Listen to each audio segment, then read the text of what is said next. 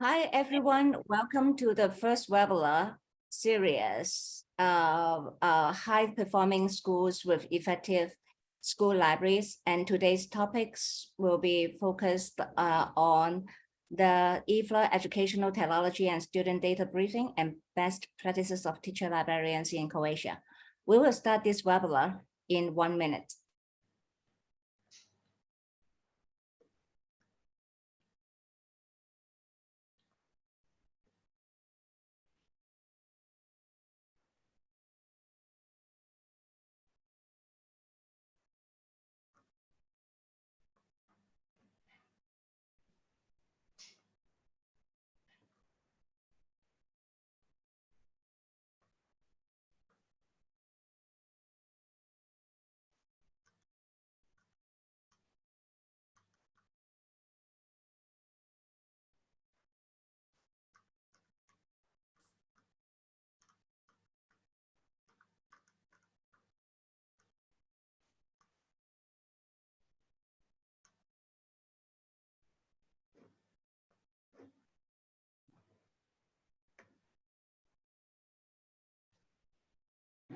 Hello and welcome. I'm your host and one of the speakers of this webinar, Helen Chan. Thank you for taking the time to join us today as we talk about IFLA, educational technologies and student data briefing and best practices of teacher librarians in Croatia. It is third webinar of the webinar series, High Performing Schools with Effective School Libraries. There are 4 webinars in the series, and the series is organized by the IFLA Division F.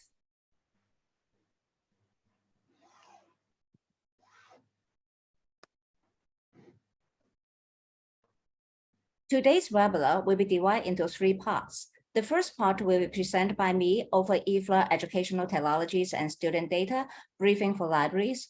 And the second part will be presented by Ms. Vanja Jurili. Vanja will tell us the best practices of teacher librarians in Croatia, followed by a Q&A sessions in which Makasvari Periasami, Secretary of the IFLA Rare Books and Special Collection Sessions, will be in charge of it. It is delightful to tell you that our webinar series includes school principals, teacher librarians, school librarians, teachers and libraries and information science students from over 26 countries and economies. Sign up for this event. Welcome colleagues and friends who join us from different parts of the world today. Let me introduce myself first. I am Helen Chan, the IFLA Professional Division Committee Chair of Division F. Another speaker today is Vanja Jurili. Vanja is a graduate of note with a Master of Art in Comparative Literature and Library Science. She works as a school librarian at Atuna Mahanovica Primary School in Zagreb, Croatia. During her tenure as the school librarian, she has used all her knowledge and enthusiasm to turn a small school library into a vibrant, modern learning and resource center to be at the heart of the school. She has initiated and developed a number of projects, the most notable being Observe, Express, Change, School as We Want, and Happiness as an Educational Goal.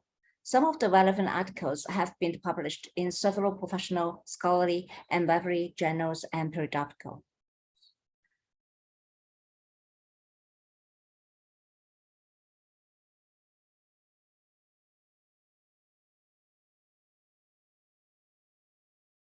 Since 2007, she has been involved in the Croatian Association of School Librarians, CASL, in her quest to change the perception of school librarians and school libraries.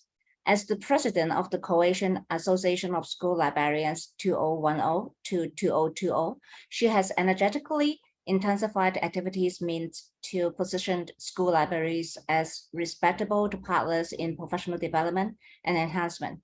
She has been instrumental in organizing several annual conferences and roundtables at the national level. She was part of the commission that was responsible for drafting the new standards for school libraries and a member of a team that is developing a strategic plan for developing the vibrant Croatian librarianships by 2020. She was international School for School Librarianship Europe Director for 2 terms, 2016 to 2022. She has vividly presented the Croatian library story at various international conferences at school librarianships, 2009 in Padua, Italy, 2012 in Doha, Qatar, 2014 in Moscow, Russia, 2015 at the IFLA WLIC in Cape Town, South Africa, and 2016 at the ISL in Turkey, Japan, 2017 at the IASL in the Long Beach, USA, 2018 at the IASL in Istanbul, Turkey, and 2019 at the IFLA in Athens, Greece, and 2022 at the IFLA in Dublin, Ireland. In 2019, she was the chairperson of the ISL conference held in Dubrovnik, Croatia. Since 2015, she is a member of the IFLA School Library Standing Committee. Since 2019, she is a member of the Croatian Library Council, and since 2020, Vice President of the Croatian Association of School Librarians. As one could expect, she enjoys reading. Her favorite novels are Bulgakov's The Master and Margarita, Marcus's 100 Years of Solitude, and Hesse's The Glass Bead Game. Her favorite poetess is Emily Dickinson.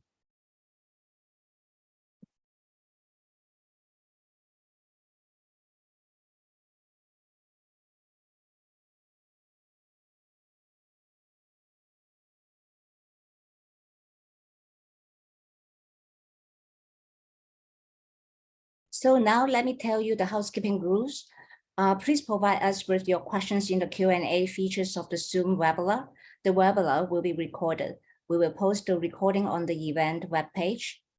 This webinar will be carried out in English. So my introduction to date will stick to the IFLA educational technologies and student data briefing for libraries. As we all know, the use of technologies in education is becoming increasingly popular in recent years, as schools especially are seeking to provide the best possible education for their students. When we talk about educational technologies, we can consider they are determined by several factors, including the ways, tools, and forms of educational work.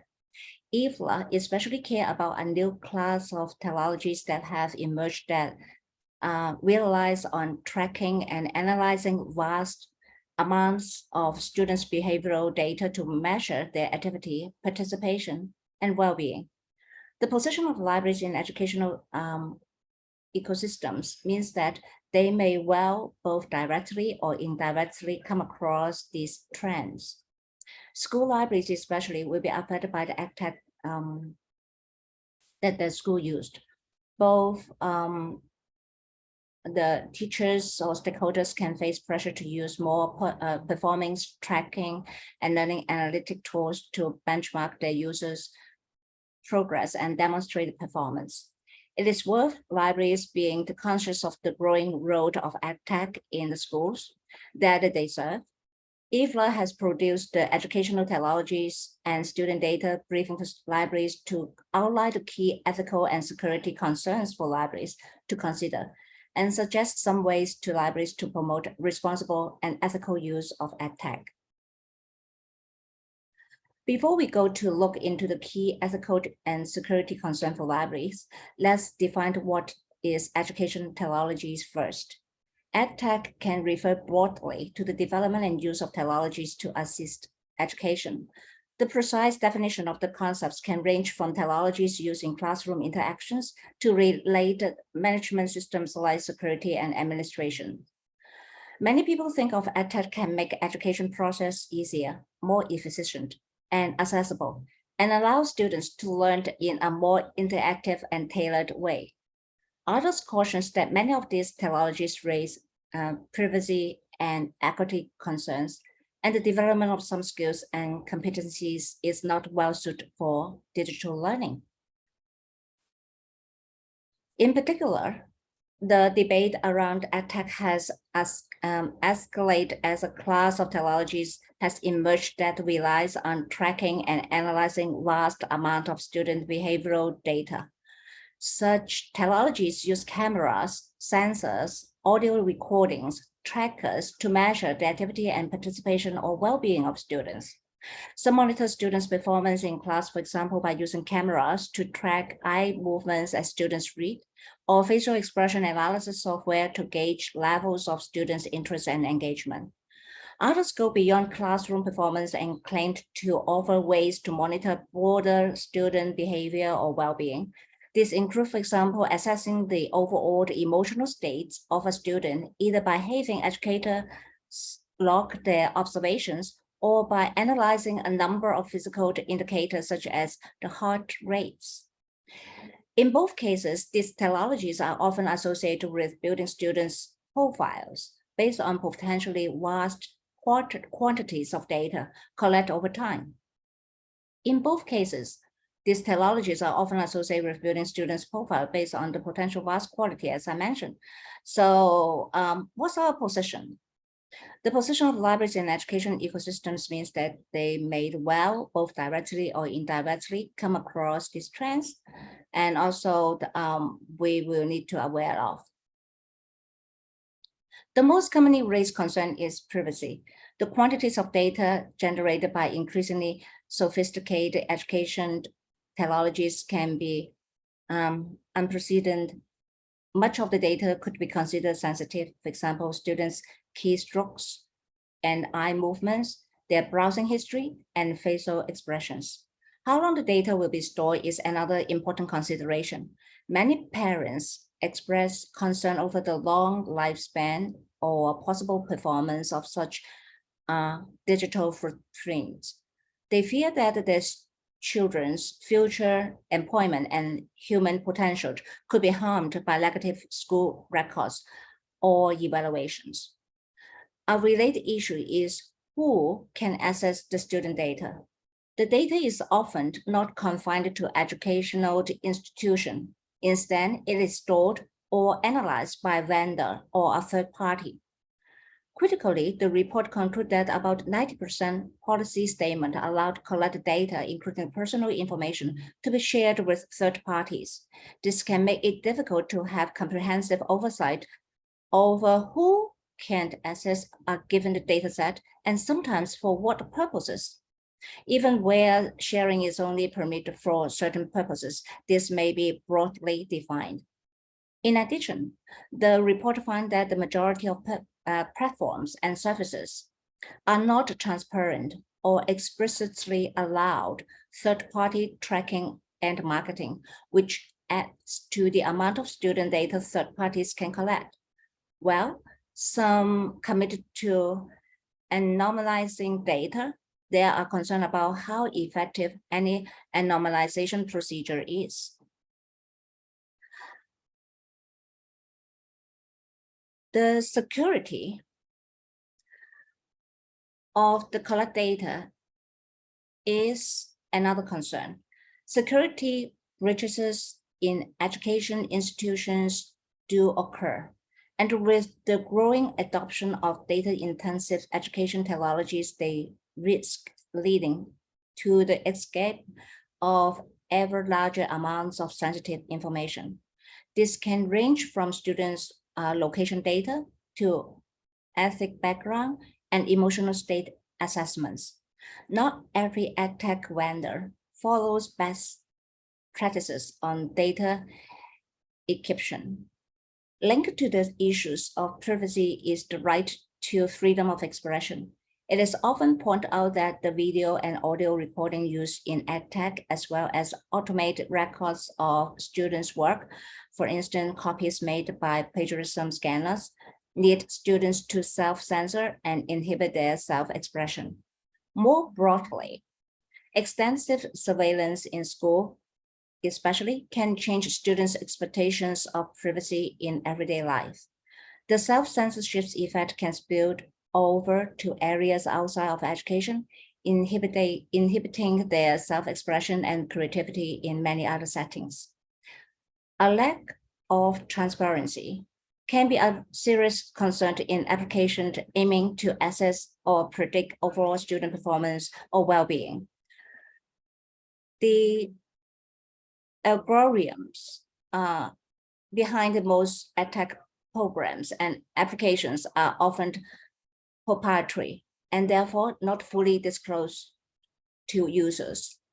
Moreover, the operation of algorithms may not be fully understood by the individual companies that made them. This can mean that teachers would not always have full insight into how exactly a program assigns students to such categories as underperforming, doing well, or at risk of depression. And uncritical uptake of such recommendation or assessment could lead to important factors being overlooked or more weight being assigned to indicators to which teachers would otherwise pay less attention. Equity is also an important concern for multicultural classrooms. Many EdTech software models take a behaviorist approach aiming to reward and reinforce good behavior and discourage bad behavior. However, in many cases, the concept of good behavior is built into an assessment algorithms. This creates a risk that a model is geared to a particular culture understanding of good behavior, disadvantaging students from different cultural backgrounds. Effectiveness, in some cases, the various types of collected information are not perfect indicators for what schools would like to measure. Similarly, emotions are not easily reduced to a narrow set of physical indicators. This raises the fundamental questions of whether it is reasonable to collect vast quantities of personal and at times highly sensitive information if the outcomes can be less than precise. One final remark has to do with EdTech surveillance outside of classrooms. Make use of educational software often requires personal devices, laptops or tablets, and some schools lend devices to let students complete schoolwork at home. However, those devices can come with a world of privacy and security issues, collecting and storing vast amounts of student data, often without adequate protections and privacy guidelines. This raises two issues. One, that such lending programs can be mandatory or difficult to opt out of, leaving students and their families with no privacy-friendly alternatives. Second, even in cases where opting out is permitted, privacy and security become a luxury for families which have access to their own devices, while families with less incomes have no choice but to rely fully on insecure devices.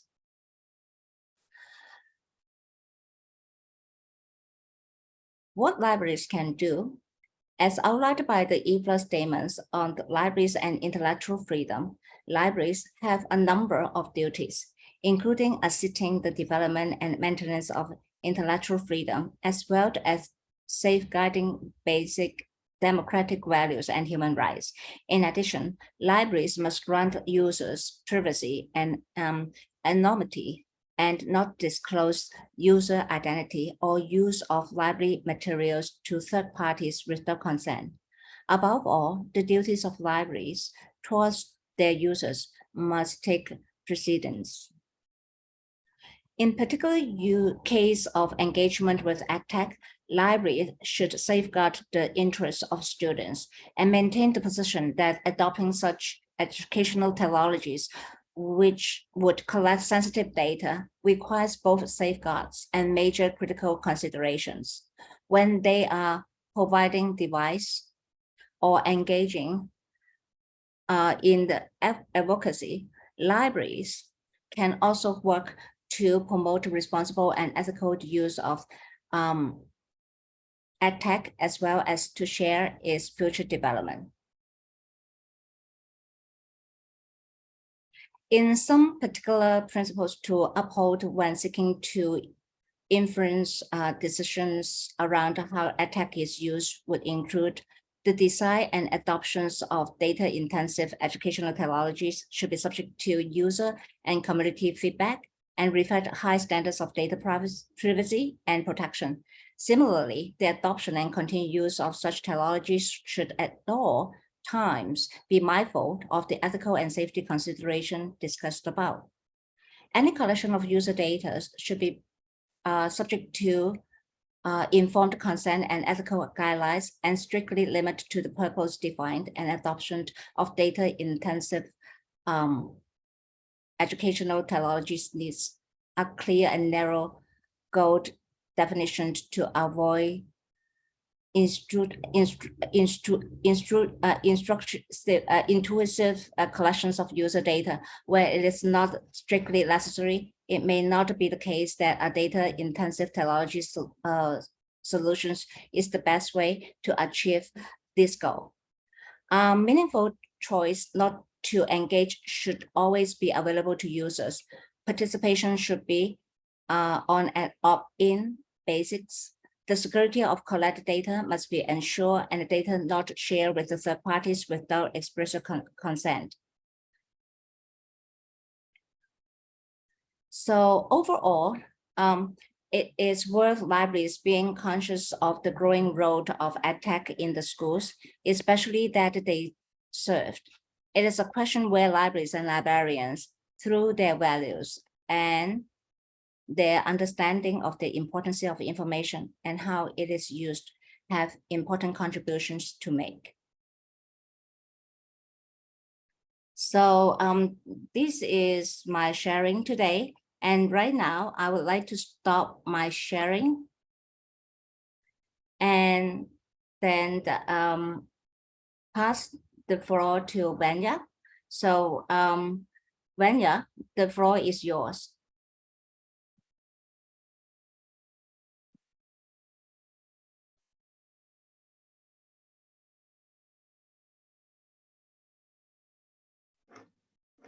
Thank you, Helen. I will. My name is Vanja Jurili, as you announced, and I know that my name and family name is very difficult to pronounce. I will start to share my today's presentation.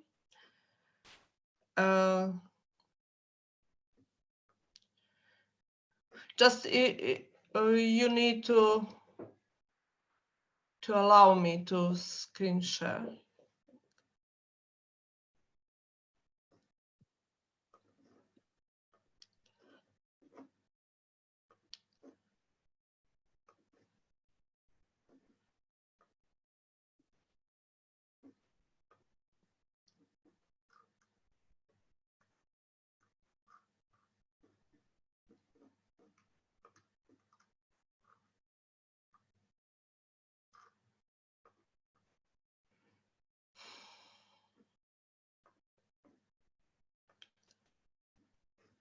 But no.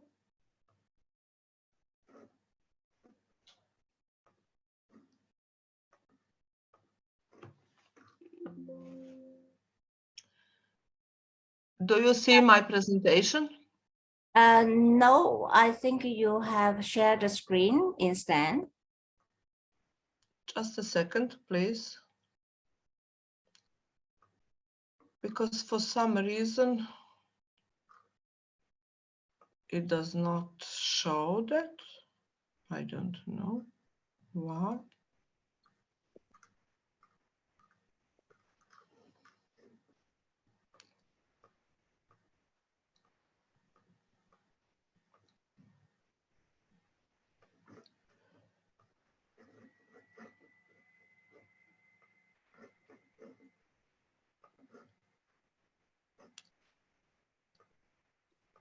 Oh, here is now. Okay. I think you can see it now. Yes. Yes, thank you. So our today topic is how IFLA educational technologies and student data briefing in a way influenced practices of teacher librarians in Croatia, and I will mention few best practices. I was thinking how to start, and then I found out that in a way probably we should start with a glimpse of history, because even before IFLA influenced, Croatia had some kind of school libraries. Like first information are coming from second half of 19th century, because at that time it was implemented compulsory primary schooling, and then with that is connected school law from 1874, which determined that each municipality allocates 10 forints, that was the money in that time, annually for the school library. I'm mentioning that because later on, when Croatia was a republic within the former Yugoslav Federation, school libraries were established in almost every school under the name of library and information centers. I think that sounds very modern for that time. So that was before the most influenced IFLA UNESCO document was published. That was for sure for Croatia, at least, School Library Manifesto, which was published in 1999. That was a standard, that document influenced standard for school libraries in Croatia. It was made in 2000, and it is still the most important document and the basic for the curriculums of school libraries in Croatia. As you can see, two documents are connected. So like standard for school libraries followed the IFLA UNESCO, and we still use it. Just now we are implementing updated standard for school libraries. What I can mention like a big influence is that we created the list of activity and task of school libraries as a part of the education and library system, and it is directly involved in the teaching process and learning. So the activity of the school library are realized as direct educational activity, professional library activity, and cultural and public activity. I'm mentioning this because we have maybe a little bit different system than it is used in Western countries, because school libraries are part of education system, but as well as a cultural or library system in country. And also every library and for sure every school librarian is also managing professional library activities, which means every school librarian is creating their own library collections and also library curriculum.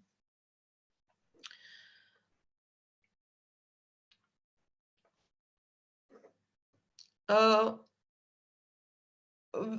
standard also describing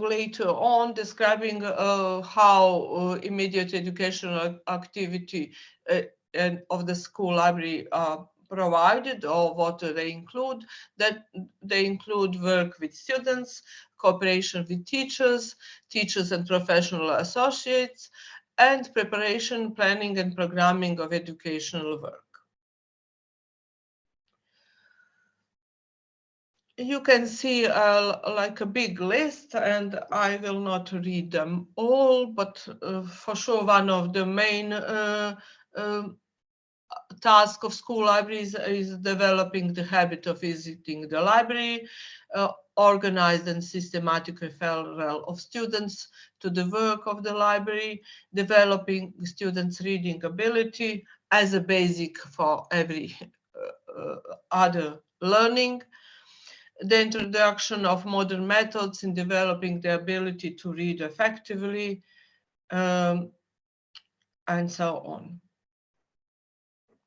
And in a way, most of us really try to do as more as possible of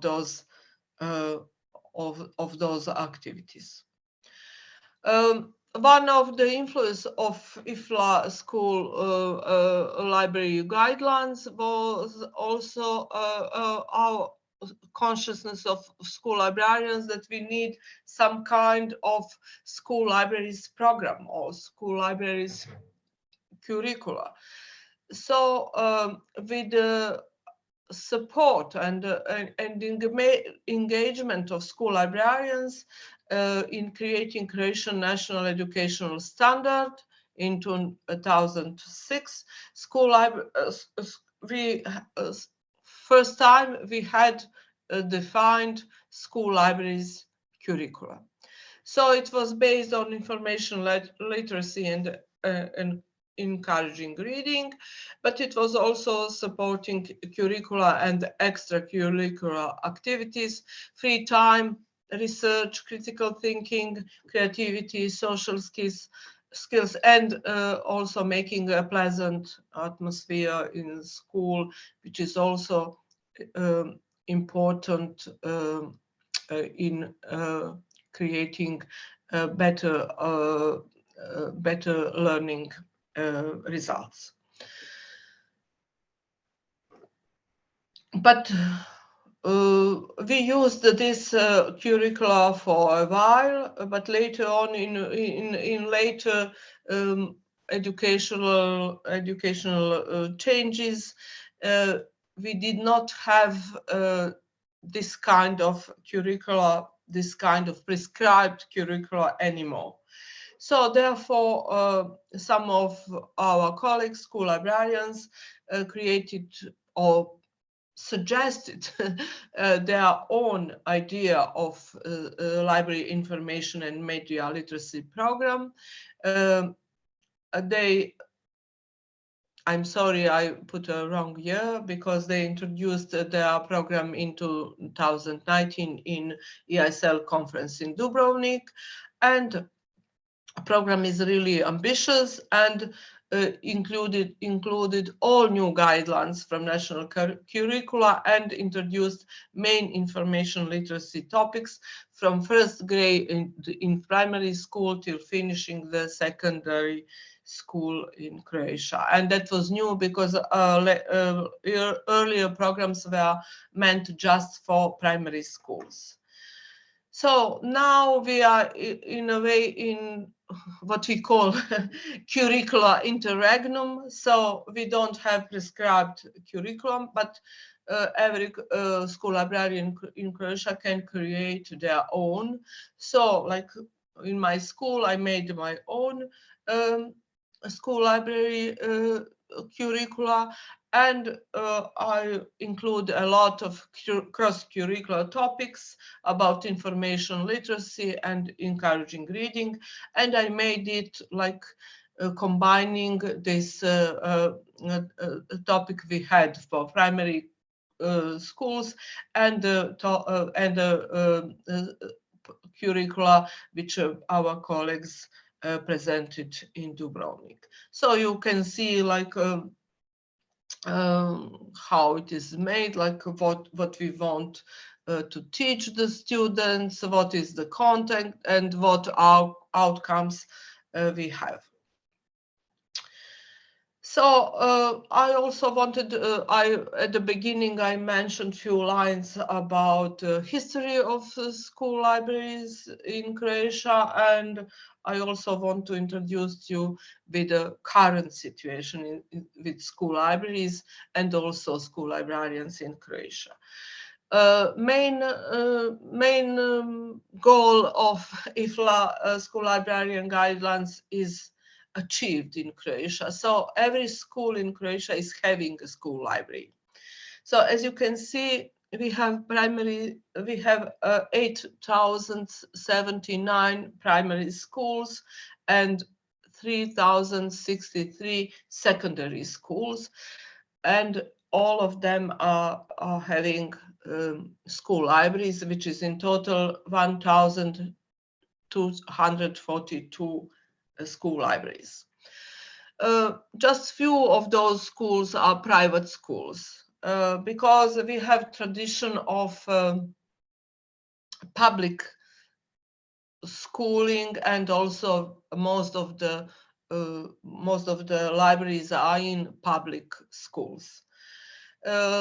What is also important to mention, like best schools in Croatia are public schools, and I would also like to think that best school libraries are in public schools.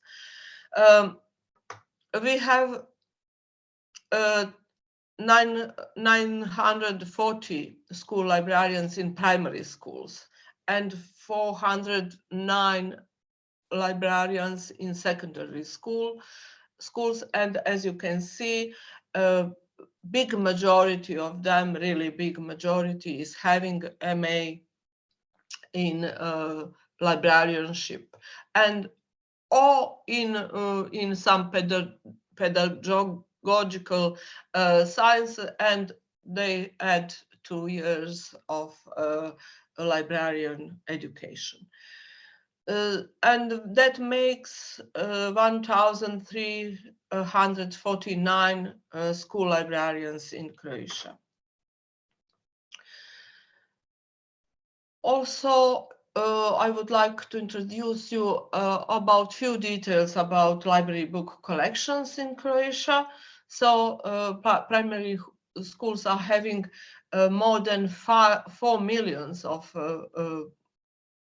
books in their libraries, and secondary schools are having like more than 2 million. So altogether is like 6,655,505 books. We also have some non-book collections, and as you can see, but it is not as close to classical book collections. So primary schools are having 69,849 non-book collections, and secondary schools a little bit a little bit above 21,000. As you can see, a bit of that is electronic media, because we use a lot of audiovisual collection for educational purposes. And probably you can be also interested about school library users. We have 339,425 users in primary school. Most of them are students. It's similar in secondary schools. We have 140,570 users in secondary school, and also a majority of them are students, and it makes in total a little bit more than or a little bit less than 500,000 of users. Also, you can see that we have a lot of visits in school libraries. It's more than 3 million in primary schools, and a little bit less than 1 million in secondary schools. So altogether, a little bit more than 4 million visits in total. And probably it's interesting to see all the data I'm showing you now are pretty accurate and updated. So data about school libraries and librarians are from 2029. And students' reading preferences are a result of research made at the end of last and beginning of current year. So research showed something what we school librarians already knew, but it's probably interesting for others, because a lot of outsiders from profession probably think that students are overall obsessed with technology, and they are for sure. But when it comes to reading preferences, they prefer to read and learn from printed materials, because as they say, they focus better and understand better when read printed materials, and printed materials for them are really better for learning. And if you would like to know what they prefer to read, there is some differences between the genders. Girls or females prefer fiction, novels, stories, poetry, reading materials, and boys, sorry, I made it wrong, they are males,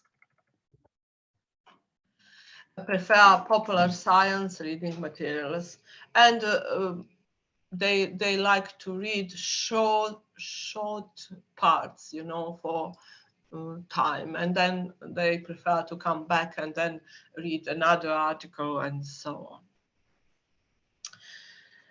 And at the end, I would like to share with you like some of my experience in my work as school librarian, that every school librarian needs to find a good measure of combining strict rules and creativity, because time is changing, habits of our students are changing, and expectation of education are also changed. So every school library is also having a different situation, and we always need to adjust. But I think that educated and motivated school librarian will always be able to make necessary adjustments and find some kind of solution for the benefit of the students. And that's for today. Thank you for your attention, and I'm open if you have some question.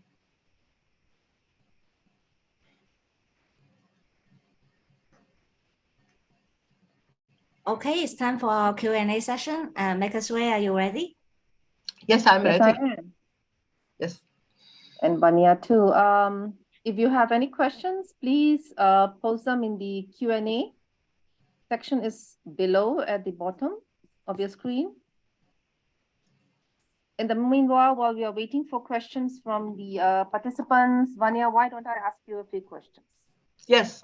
For that very interesting talk. I'm really impressed that school libraries play such an important role, you know, in Croatia, and they are so much integral part of the, you know, school curriculum.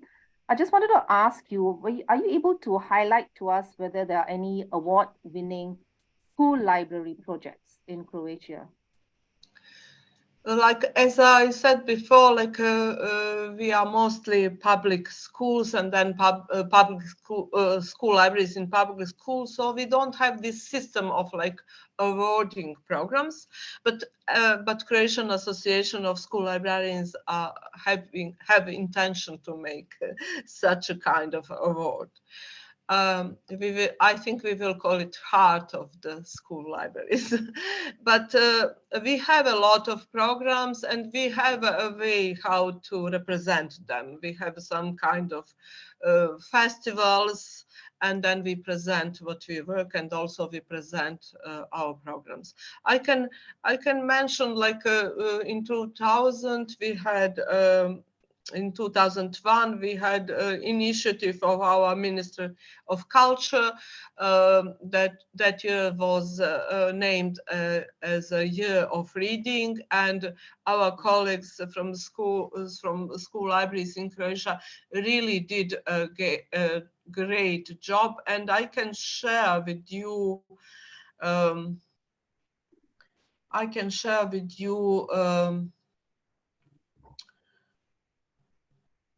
just a second. I will, because I was closing the window, so I will share with you the list of the programs in chat. So if someone is interested, you can then later read, because like I think almost every school library had some program about reading. And also we have a few programs which which a lot of us follow every year as like a kind of national projects. Like we have like from reading to the stars. That's like one program, and all school libraries are invited to join. And annually we represent the best experience from that program. Also, we had like a festival of reading and book. We call it Book Buzz. And every year we also have a program in in National Library in Zagreb, and we display the best practices from school library from different parts of Croatia. So. Right. Thank you, Vanja, for that great and detailed answer. I see there's one question on Q&A. Let me read that out. I hope you can see that too. It's regarding the information literacy framework created in 2019. The participant wants to know, is it compulsory now in Croatia? No, it is not compulsory.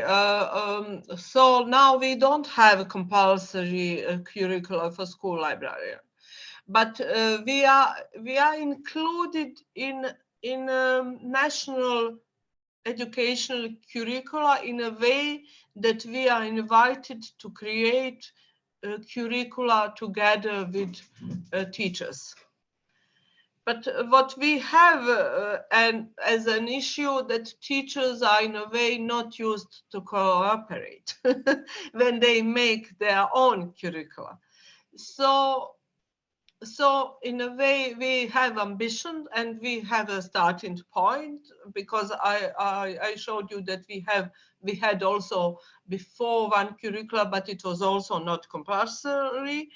But then if we have a good cooperation, we can, and if teachers give us time, then we can teach. And also we can include our curriculum in school curriculum.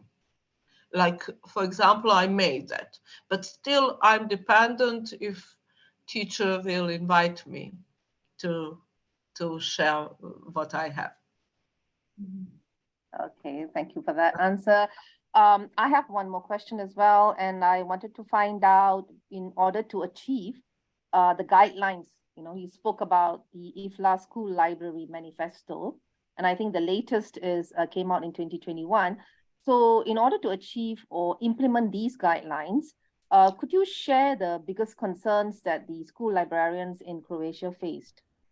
Yeah, one we mentioned, that is that we don't have compulsory curricula. Mm-hmm. But as I said, we can include school libraries curricula in school curricula. But then because we don't have planned time for teaching, we depend a lot of understanding of our colleagues. And also now, after we had the corona epidemic, and we are like spending a lot of energy to come back to what we call the normal. So we are improving.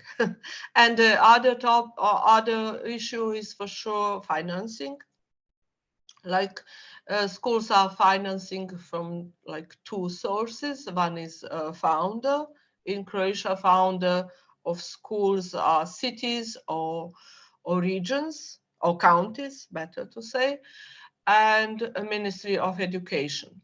So Ministry of Education is financing buying a book collection, but that's not enough. And some of cities and counties are financing. For sure, they ministry is also paying our salary, so we cannot complain because we have salaries on time.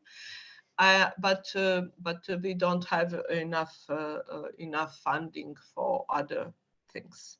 So, but some schools are also giving their own money. So then we cannot achieve what we want to have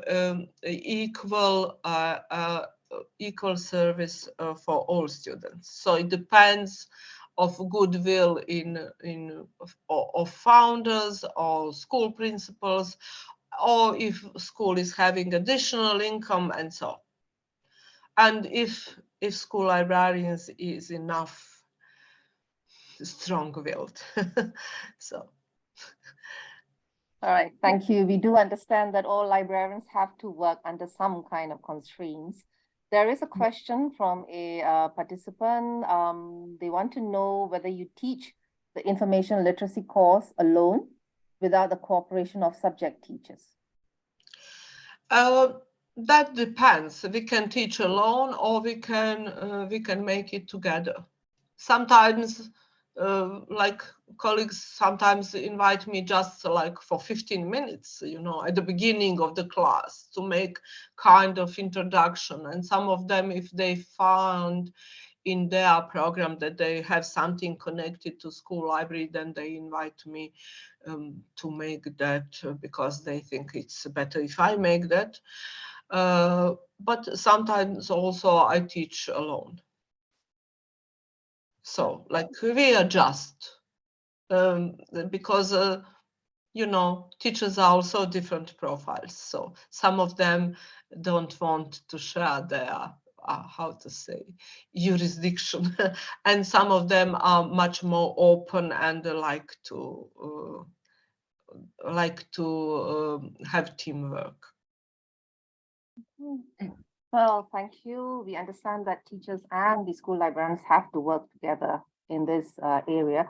Could you just let us know, I mean, in this digital age, right, you talked about the electronic resources that the school libraries are equipped with. Maybe you could let us know what are the electronic resources that the school librarians use in Croatia and how are they acquired?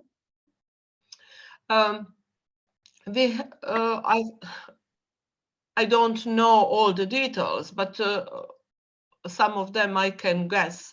Like probably we use digital materials mostly if they are free resources.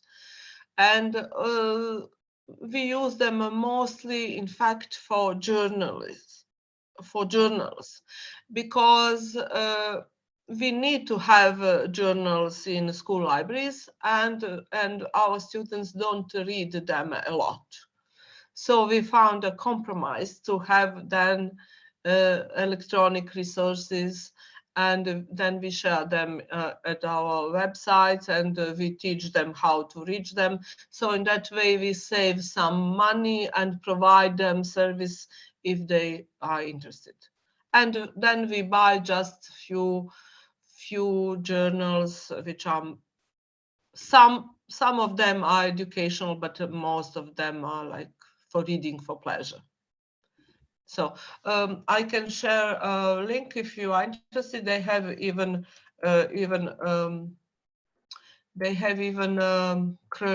English translation, but I think English is just, but I will share. So that is like a free resources for journals published in Croatia. It is called Hrčak, that means hamster, but it's also connected to the beginning, or like HR is the beginning of Croatian, so Hrvatska. So it's like collecting, collection. So, but as if you noticed, I already said that like our students prefer published materials for reading. So all right, okay. They read on screens just if they cannot find books, because we have some collections of books, if authors' rights are not implemented anymore, then we have one portal with published like all the books, and like all the students who can use them, but as I said, they prefer they use it just in emergency. So. All right, thank you, Vanja. I have one more question from the floor. I think the participant wants to know how many hours do Croatian school librarians spend per week on teaching info literacy on average? So we have prescribed 40 hours of work as every other worker in Croatia. And we need to have like open library or to work with students for 30 hours. Like 10 hours are meant for like professional library work, for education, and if we need to prepare for lessons. And then in that 30 hours, everything is included. Our work in library and also teaching. So it depends. Like I prefer not to have more than 4 hours a week because I have a lot of visitors and they will complain if I will spend more time in classrooms than in library. So like I prefer to have a one class a day if possible. Sometimes it is 2 because if we have a like workshop and something like that, but I prefer to have 1 hour a day and not in the most frequent time for when they come to visit library. But I think that depends from school to school because some schools are smaller, they don't have as much students, and then probably they don't have such a big traffic, you know, with lending books, with reading in library, so probably they can be then more involved in teaching. All right. Thank you, Vanja. That was a really very good talk. And thank you for patiently answering all the questions. All right. And if there are any more questions, please email Helen Chan. I've added the email that I've copied down on the chat. All right. Thank you, folks. Over to you, Ellen. Yes. Thank you. Thank you. Thank you. Thank you for inviting me and for the opportunity to share our experience. And I hope that it will be useful to someone. Thank you. Yes. Thank you, Vanja. And here brings us to the end of the webinar. So thank you very much for the participants for your listening and attention. We've come to the end of today's webinar. And on behalf of Division F, I would like to thank Vanja and Maxwell for the wonderful time and efforts on preparing this webinar. And I would also like to take this opportunity to thank you for your participation and invite you to join the coming webinar. You can see the link I sent out in the webinar Zoom chat. So we have another webinar on June the 3rd. Our topics will be IFLA, media and information literacy and best practices of teacher librarians in Singapore. So I can see lots of you are very concerned about the implementation of information literacy education. The coming webinars may be up to your interest. So please reserve your time to join this webinar. And also, yes, you can see on the event webpage, there are the PowerPoint slides and recordings of our previous 2 webinars. And Helen, yes, if you would be interested, I can invite my colleagues to present you their idea of school library and information literacy curricula in detail. So if you would be interested, so probably we can organize that, because I think they really made it good and detailed. And as far as I know, they already had it in English, because they were representing that on ESL in Dubrovnik. So if you would be interested, just let me know. Yeah, great, wonderful. Thank you very much for the information, Vanja. Okay, so before we say goodbye, I'll say thank you again and happy Easter.